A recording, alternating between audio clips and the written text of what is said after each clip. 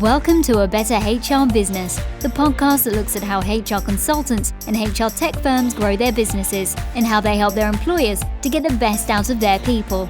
Remember, for show notes and downloads, go to www.getmorehrclients.com/podcast. That's getmorehrclients.com/podcast. Okay, let's get started. Hello and welcome back. Nice to have you along. Today, I'm chatting with the very impressive Sean Fahey. Sean is the CEO and founder of VidCruiter. Now, VidCruiter is a very cool video recruitment and online hiring solutions platform. So we've got a lot to cover there. Sean, thank you very much for joining me today. Thank you for having me. And whereabouts are you based? I'm based in, so is VidCruiter, in Moncton, New Brunswick, Canada, on the east coast of Canada. Excellent. Excellent. Beautiful part of the world. So really looking forward to learning about VidCruiter and what you do and so on. But first, can you give us a little bit of background about yourself? Sure. So I've been an entrepreneur all of my life. I started multiple different kinds of businesses. I've lived in multiple places around the world, from Europe to the US and back and forth across Canada. And this was my third business that I started, but my first software company. And VidCruiter started in 2009 as an idea, and we officially launched in 2012. Excellent. Excellent. Where did you live in Europe? I was actually there for 3 months and on a sort of touring all around Europe. I spent some time in Ireland, actually, the south of France. I lived there for a month, Germany for a month. It was a lot of fun. Oh, fantastic. Fantastic. And one of the three businesses, or one of the two businesses you started before VidCruiter, was one of them a lemonade stand, or what was that? Well, almost. It was a belt stand, selling belts and belt buckles and kiosks and malls.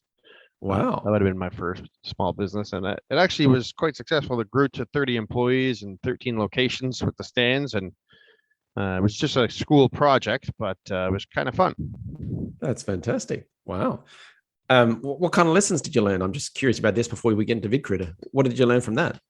Well, it's a lot of hard work. There's only 24 hours in a day, and retail is not the best business to be in when you're competing against Amazon and these kinds of organizations.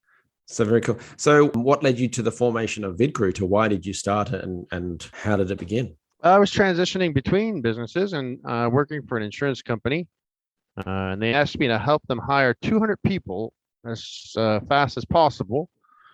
Now their plan was 5 years. And I said, well, what if we could do 200 hires in 30 days or something like this, And I started thinking about that concept of how would I hire a lot of people very quickly. And that's when VidCruiter was born. Early in my days, I did lots of graduate recruitment. So, rooms full of people doing online not online assessments. They were sitting at desks, actually, filling out competency tests and things like that. And then you had panel discussion interviews and all kinds of things. But that's a slow process. So how did you work out how we're going to run through 500 people in 30 days? Yeah. So the key to that was sort of to reverse engineer what happens at every single step of a recruitment process. From filtering to pre-screening, screening, qualifying, meeting in person, checking references. And then what we did at the time, or I did with my business partner, was let's look at every single stage of a recruitment process and look at two main variants. How can we increase the speed of that stage, but also increase the quality of the people that go through that process or stage? Because you can increase speed very easily. If you said, how do I hire 500 or 200 people?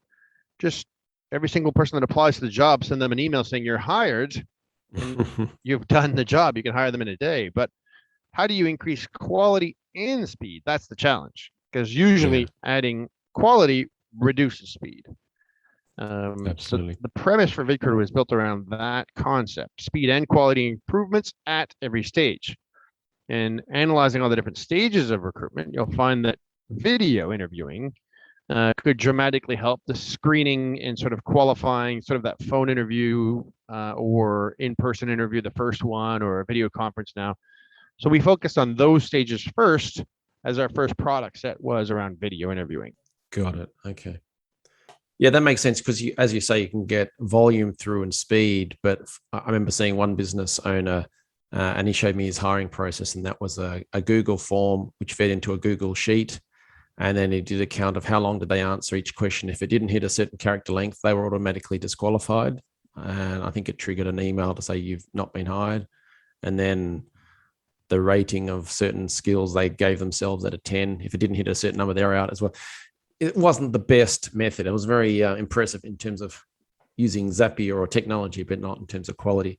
So when I said at the start that VidCruiter is a video recruitment and online hiring platform, what does that mean to the average person? It's a tool to use to help you increase the speed and the quality of the people that you hire. That's what I would say to the average person. Okay, so walk us through the product. So there's a series of products, and what we do is we complement anything that an organization already has. So if they already have an applicant tracking system, we can plug into one. If they don't, we actually have our own applicant tracking system. If they use a skill testing or personality profile test, we can work in combination with that. If they don't have one, we also have those modules that they can purchase. Our core products are the video interviewing solution. We have two different kinds. One where people record at home and do what's called the pre-recorded interview or one-way interview. And I always like using Netflix as an analogy for that product. So you're not actually interacting with someone. You're not having a conversation with them. They're recording at home on their own time. And then you review that afterwards and determine, are they qualified? So that's our pre-recorded tool. We also do video conferencing with auto scheduling. So the candidates can automatically schedule a time that you've predetermined to meet with them, and it automatically books your video conference.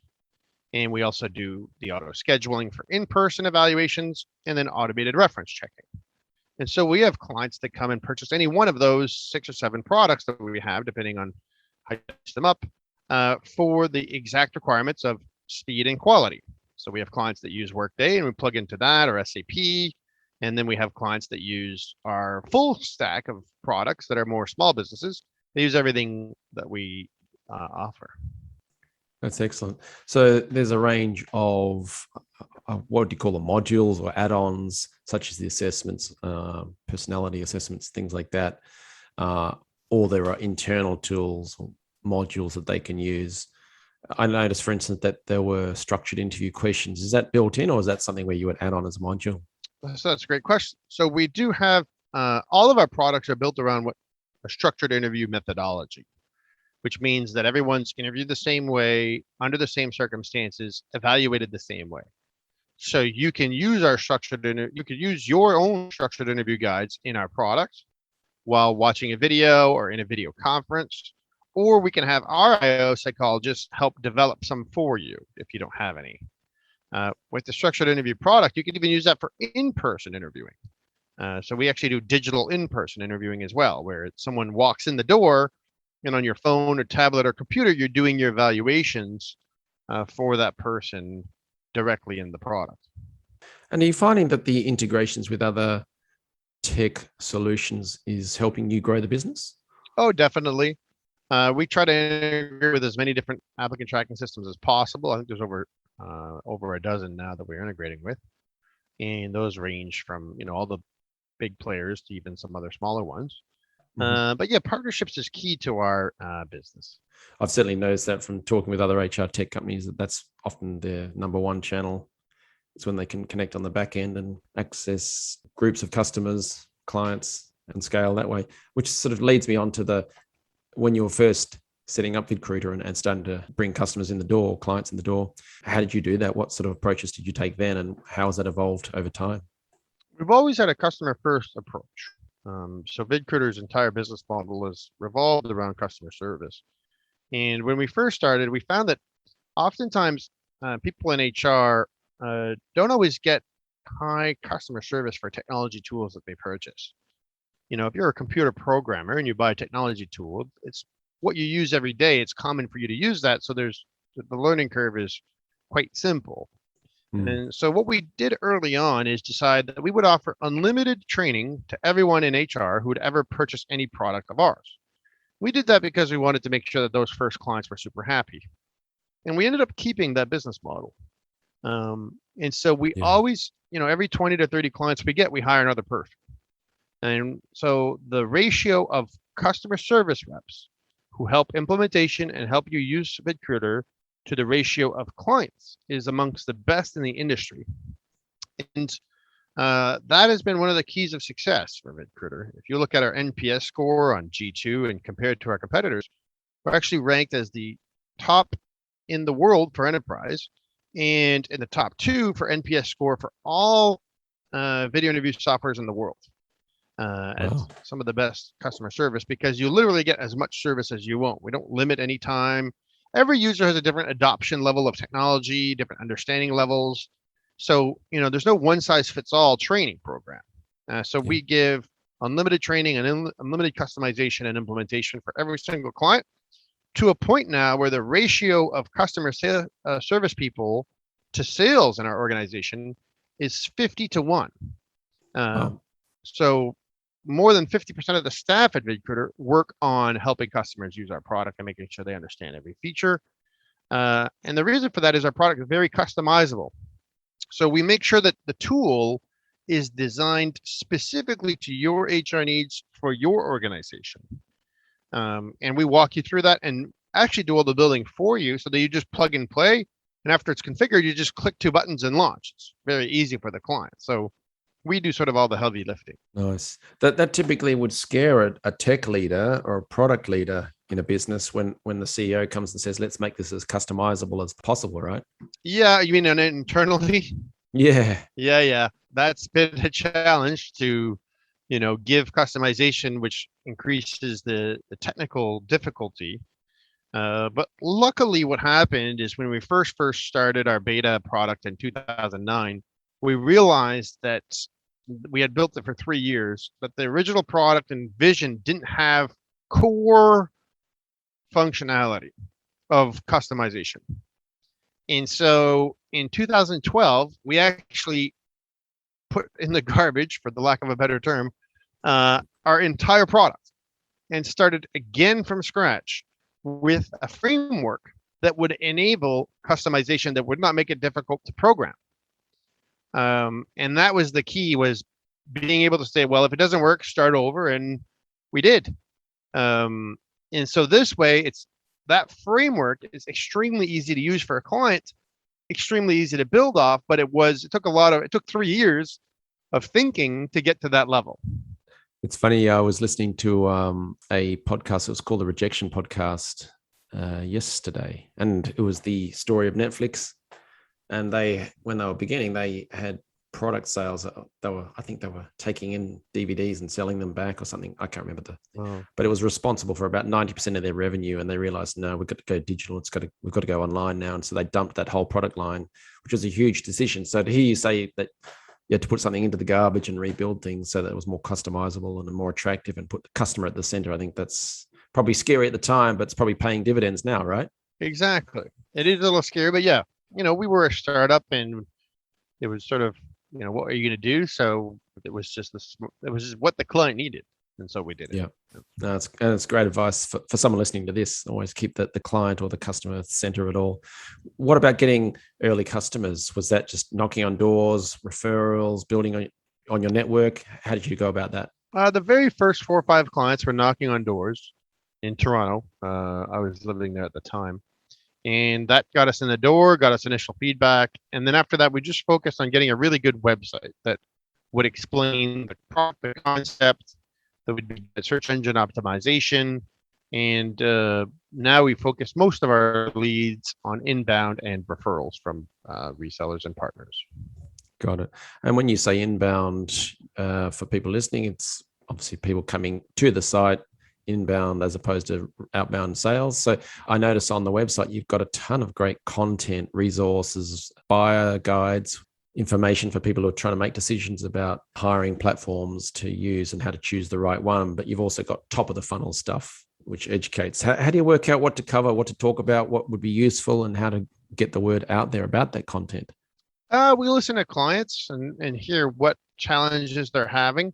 Right now, we're actually doing a whole piece on myths of video interviewing, because there's some myths for the applicant benefit. Oh yeah. So we're trying to target every person. A lot of people in our industry only target sort of maybe senior leadership we're writing pieces and articles for applicants' benefits, for HR's benefit, for the hiring manager's benefit. It comes back to sort of that holistic approach, is that we want to help everyone improve the hiring process, even the candidates, which sometimes are a little bit left aside. So we have a team dedicated just to writing stuff to educate candidates, as well as just the rest of the people involved.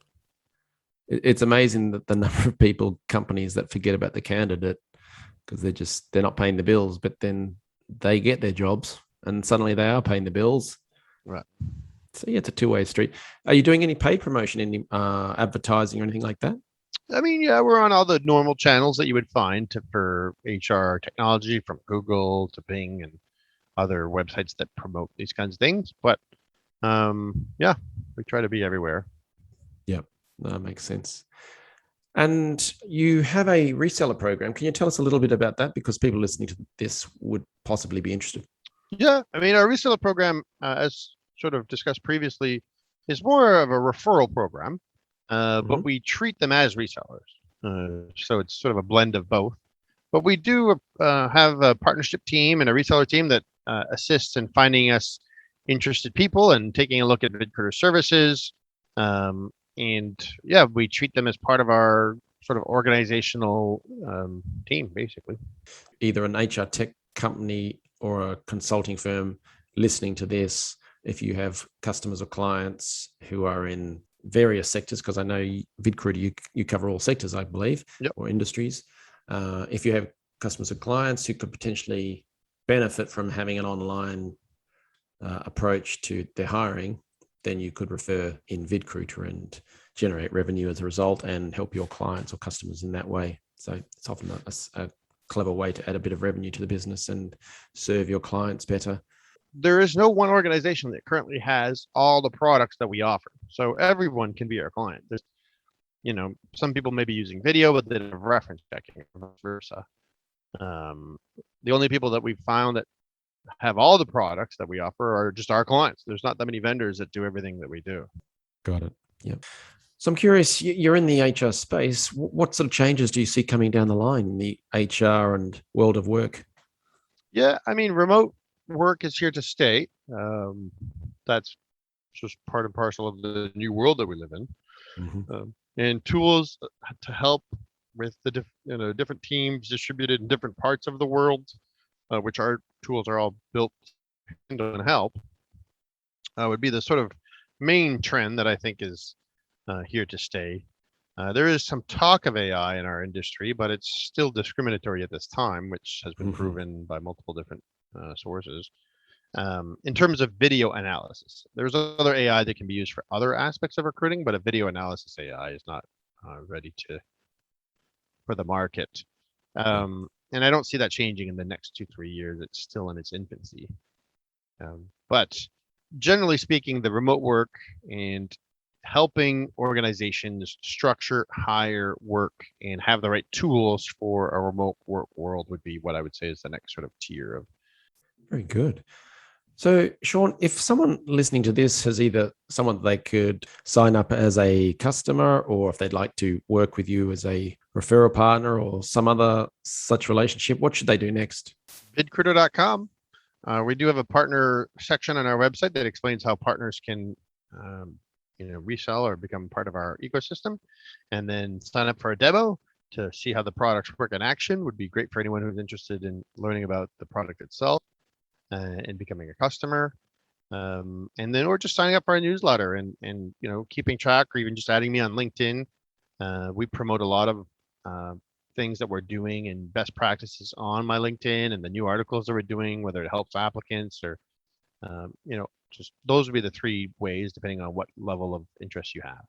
Excellent. All right. Well, if you're listening to this, make sure you go and check it out at vidcruiter.com. But that just leads me to say, Sean, thank you very much for sharing your story and telling us a little bit about VidCruiter. I've really enjoyed it. Ben, thanks for having me. Thanks for joining us today on A Better HR Business, the podcast that explores the world of HR consulting and HR tech businesses. For show notes and downloads, go to www.getmorehrclients.com/podcast. That's getmorehrclients.com/podcast. Remember to subscribe and share the show with any friends who are busy growing a HR business. Thanks, and see you next time.